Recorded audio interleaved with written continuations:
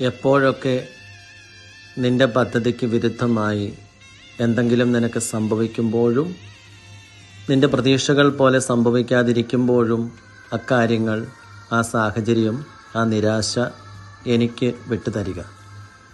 അവയൊക്കെ എൻ്റെ ഹൃദയത്തിന് ഭരമേൽപ്പിക്കുക. പിന്നെ അതേപ്പറ്റിയുള്ള എല്ലാ ആകുലതകളും ഉപേക്ഷിക്കുക. ആത്മവേദി